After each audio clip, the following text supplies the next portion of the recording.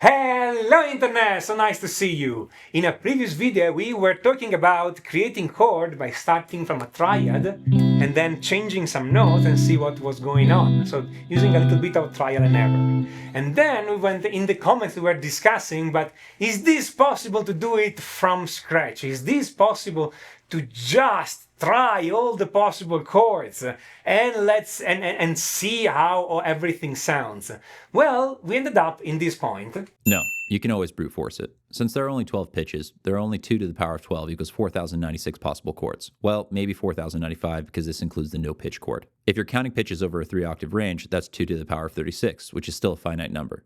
Okay, so can we brute force it or not? Okay, can we, when we write a new chord progression, is it feasible for a human, okay, to write a chord progression and then try all the possible chord for every chord, and then so that this way we can get exactly the sound we want?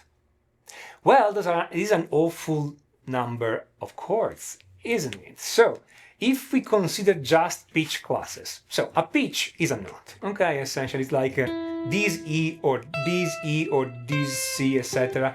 And two E's on different octaves would be two different pitches, okay? A pitch class instead is just considering all the E's, all the C's, all the G's, all the C sharps as if it was one note, okay?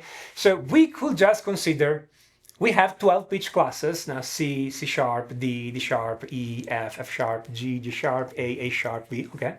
12 pitch class, and each one of them could be in or out, okay? So I have C could be in or out, there's two possibilities. The C sharp could be in or out my chord, so I added two possibilities. In total, the number of possibilities is 2 to the 12, which is for, like we're saying, 40,096, if I remember correctly, yes.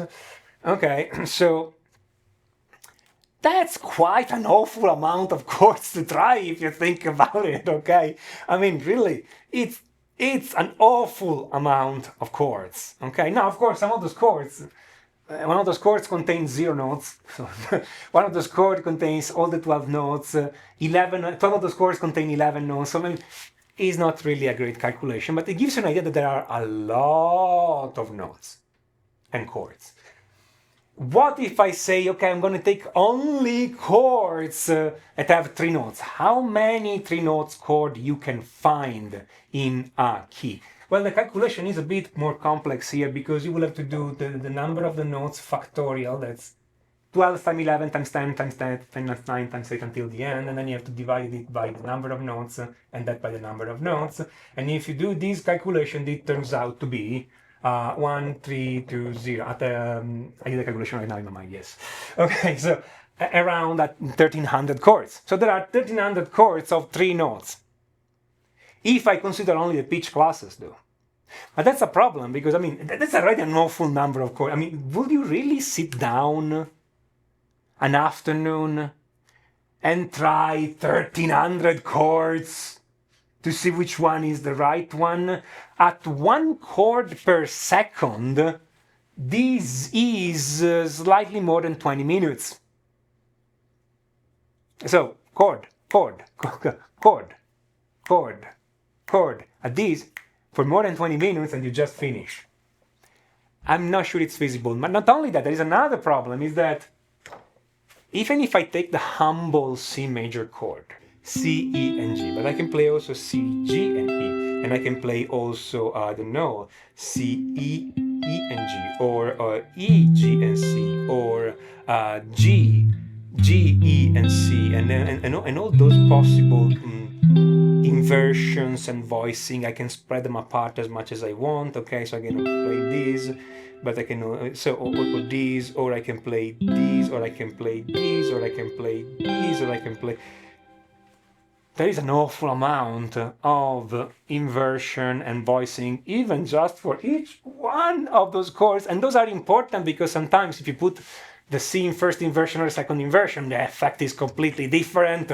So, if you want a more precise calculation, what we were doing with Christoph, my friend Christopher in the comments, he was saying, okay, so let's say we have 3 octaves. And every note can be in or out. So that will make 2 to the 36, which turns out to be quite an awful bit actually. 664 by mind, but around 68 billions if you do the calculation. At 1 chord per second. First of all, you need to find a way to play all the notes, because some of those chords have 36 notes. But at 1 chord per second, 1 billion seconds is 31 years. 3 billions are a century, so 60 billion are 20 centuries and change. So let's say this could take around 2300 years, 2400 years.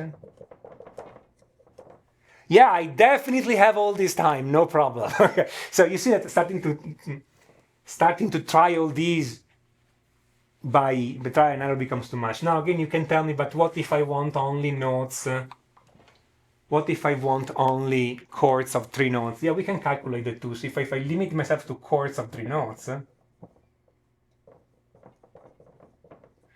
the number will be 36 factorial divided 3 factorial divided 33 factorial, which is 36 times 35 times 30, which is equal to 42,000 and change. Okay. It's not as awful as the 68 billion as before, okay? But, I mean, okay, at 1 per second, that's around 24 hours. For every chord in your chord progression. Or you can spend 10 minutes every day of your life studying a little bit of music theory, so you know already what chord sounds good and what chord don't sound good, and you don't have to do all this trial and error crap.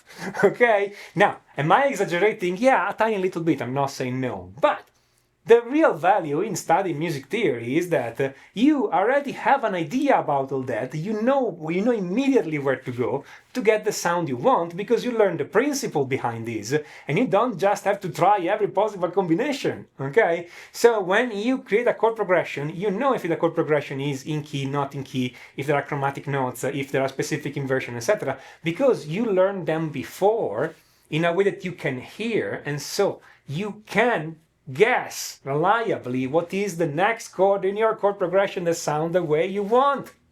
Rather than spending 24 hours trying 1 chord per second and finding the right one.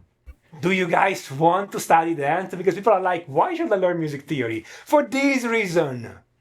Trial and error sucks. Okay? You can get much more music done if you know a little bit of music theory. I have a course, it's called Complete Chord Mastery. It teaches you how to make this instrument work with chords, okay? And how to make chords work with this instrument. How to see the chord on the fretboard, how to guess what's the next chord in the chord progression, how those chords fit together. And definitely it's gonna take less than trying 68 billion chords, okay? Go and get that course.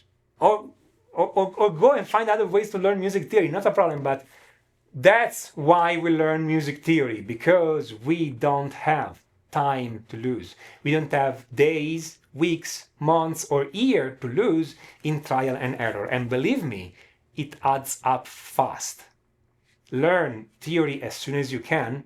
You will write way more music in your life. You really don't have that much time. So think about it. And with this encouraging thought, this is Tommaso Ziglia of Music Theory for Guitar. And until you have time, enjoy!